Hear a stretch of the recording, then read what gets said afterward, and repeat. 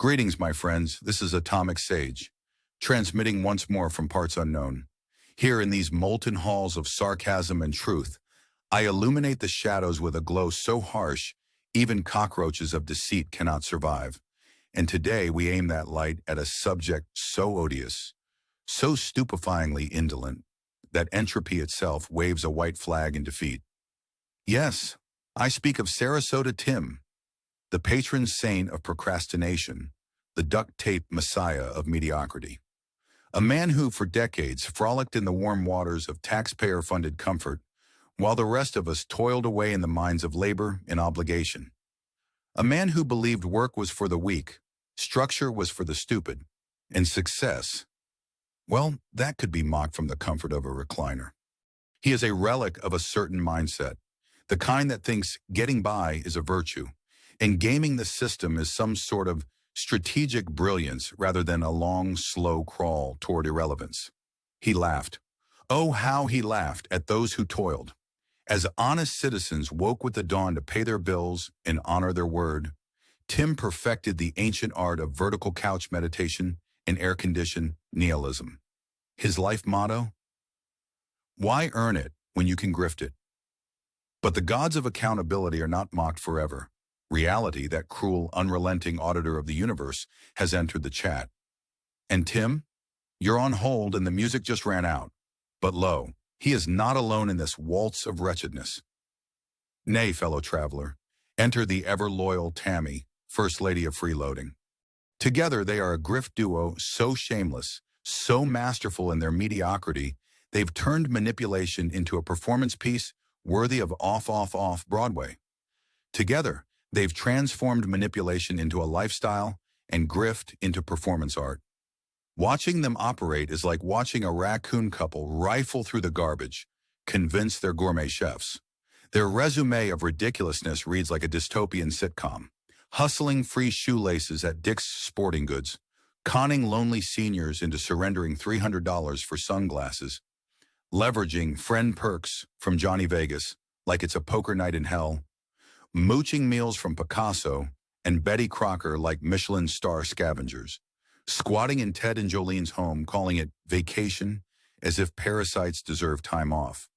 But oh, my friend, that was merely the pregame warm-up, the free sample tray at the buffet of buffoonery.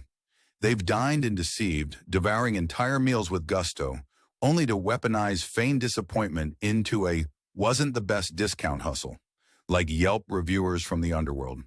They've set sail on cruise ships, enjoyed every shrimp cocktail, every sun-drenched deck chair, and then, at journey's end, left the hard-working staff tipless, only to brag about it, as if stiffing a waiter is some kind of revolutionary act.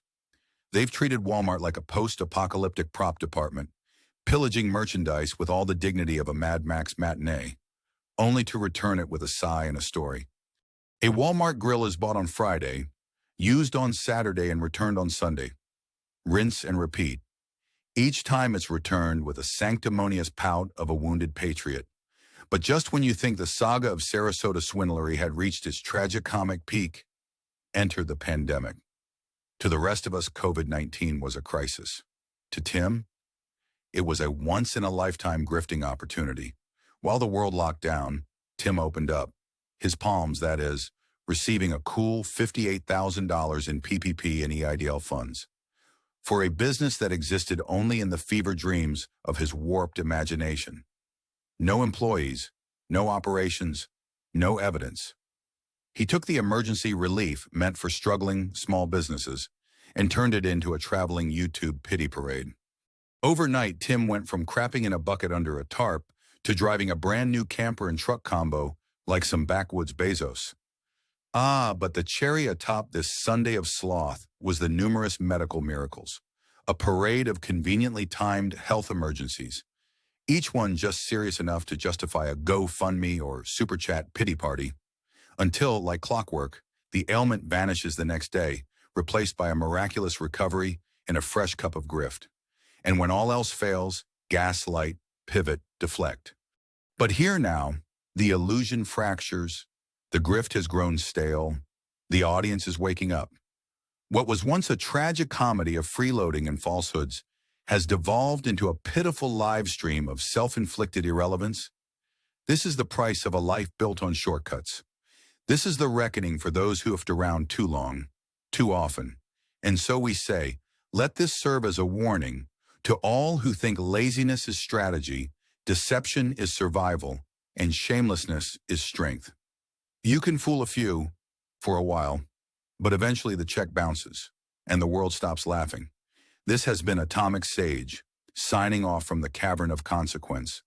Until next time, stay vigilant, stay skeptical, and above all, don't be a Tim.